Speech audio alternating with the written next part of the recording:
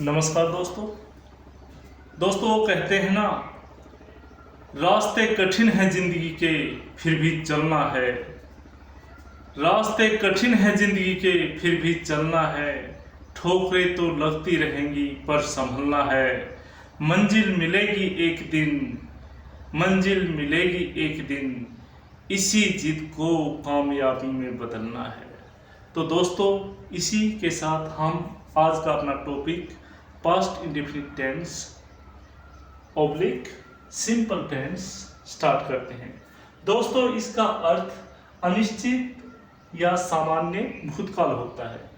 दोस्तों, टेंस पहचानने की मेन चीज वाक्य के अंत में क्या आता है वो हमें देखना बहुत ही जरूरी होता है हर सेंटेंस में, तभी हमें उस टेंस का पता चलता है। तो देखिए दोस्तों, इसकी पहचान ता था ती थी ते थे आ ई ए आदि।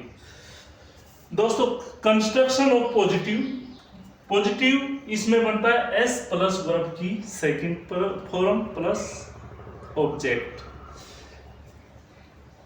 देखिए, वर्ब की दोस्तों तीन फॉर्म होती हैं, first form, second form, third form. जैसे बी में इजेमाल आते हैं, second form was were be, go went go. इनको दोस्तों इरेगुलर वर्ब बोलते हैं। तो देखिए, इसका हम एक उदाहरण देते हैं पॉजिटिव सेंटेंस का, वह स्कूल गया। तो दोस्तों, इसमें सब्जेक्ट ही है, ही, गो माने जाना, और इसकी सेकंड फॉर्म वेंट है, तो ही वेंट टू स्कूल, वह स्कूल गया। या मैं स्कूल गया, आई वेंट टू स्कूल। अब नेगेटिव देखिए दोस्तों, नेगेटिव में दोस्तों सब्जेक्ट के साथ डिड नॉट का प्रयोग करते हैं। डिड डू की सेकंड फॉर्म है, डिड नॉट लगने के बाद उसके बाद वर्ब की फर्स्ट फॉर्म आती है। देखिए, construction of negative sentence, subject plus did not plus verb की फर्स्ट फॉर्म प्लस ऑब्जेक्ट। हम यहां पर जैसे वह स्कूल नहीं गया, तो सब्जेक्ट क्या आएगा, ही, फिर डिड नॉट, यहां पर क्या आएगा, वर्ब की first form go, he did not go to school.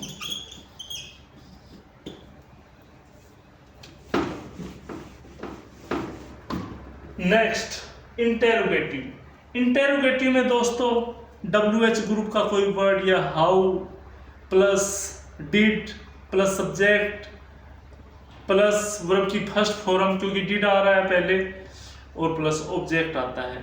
दोस्तों, अगर सेंटेंस में हाँ या ना का उत्तर देना पड़े, इंटेरोगेटिव सेंटेंस में हाँ और ना में उत्तर देना पड़े, तो वो सेंटेंस डिड से स्टार्ट होगा। तो देखिए, WH वाला इंटेरोगेटिव का देखिए, दिल्ली कौन गया, तो यहां पर WHO में हो, जो एक नॉमिनेटिव इंटेरोगेटिव वर्ड है। यहां पर हम डिड का प्रयोग नहीं करेंगे दोस्तों, यहां पर हम सीधम सर वर्ब की सेकंड फॉर्म का प्रयोग करेंगे।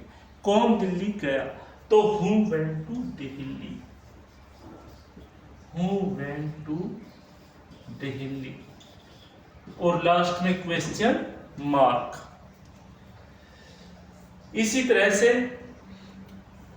क्या मैं दिल्ली गया या क्या वह दिल्ली गया, तो इसमें दोस्तों हाँ और ना में उत्तर देना पड़ता है। तो यहां पर हम डिड का प्रयोग करेंगे, न कि व्हाट का प्रयोग। तो देखिए, क्या वह दिल्ली गया, तो did he go to Delhi, Delhi, last में क्वेश्चन मार्क। वह किसके साथ दिल्ली गया, तो यहां पर दोस्तों जाने काम तो वही कर रहा है, तो इसमें with whom objective interrogative word का हम प्रयोग करेंगे विद whom,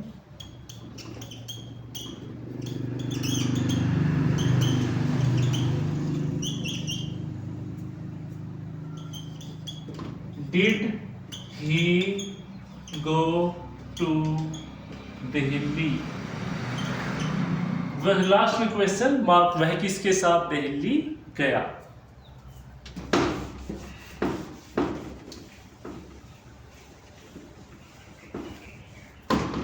इसी तरह से इंटरोगेटिव नेगेटिव होता है दोस्तों, वही WH ग्रुप का word how, did, subject plus note, verb की फर्स्ट फॉर्म क्योंकि डिड आ जाता है पहले, प्लस ऑब्जेक्ट और लास्ट में वही क्वेश्चन मार्क।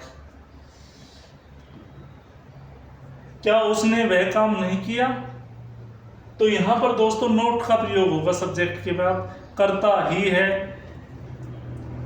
और हमको इसका उत्तर हाँ या ना में देना होगा, तो इसका प्रयोग इस वाक्य में पहले हम डिड का प्रयोग करेंगे। क्या उसने वह काम नहीं किया, did he not do that work. Last में क्वेश्चन मार्क।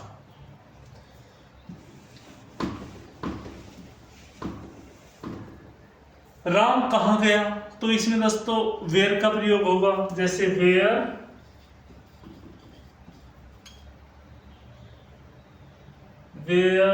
डिड राम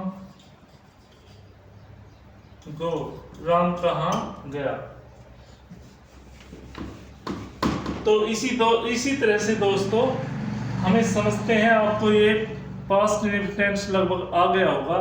इसके अलावा दोस्तों कुछ सिंपल सेंटेंसेस होते हैं जो वस्तु या पर्सन की स्थिति दर्शाते हैं, वो भी पास्ट इंडेफिनिट टेंस में आते हैं दोस्तों। देखिए वो कौन कौन से होते हैं, जैसे ही इज हैप्पी, जैसे ही वाज हैप्पी,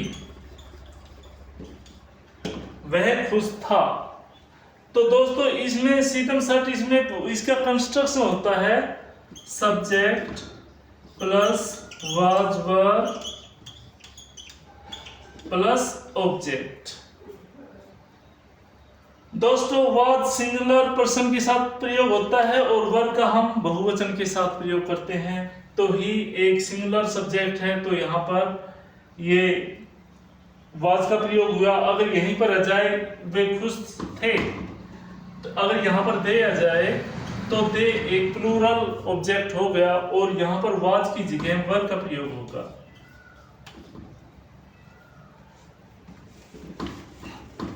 ये सिचुएशनल वस्तु की स्थिति दर्शाते हैं, जैसे the book was on the table, book एक सिंगल है, सिंगुलर पर्सन हो गया, तो यहाँ पर the book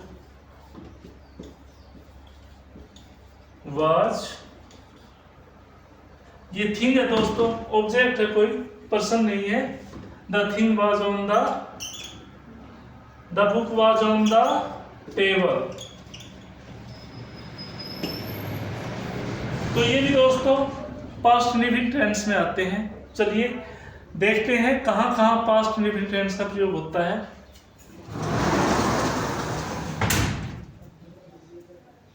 with past showing words as ago, yesterday, last आदि के साथ भी हम पास्ट इंडेफिनिट टेंस का प्रयोग करते हैं। देखिए I received your book yesterday, तो यस्टरडे के साथ यस्टरडे आ गया, तो यहाँ पर रिसीव माने पाना। मैंने आपकी पुस्तक कल पाई, मैंने कल आपकी पुस्तक पाई।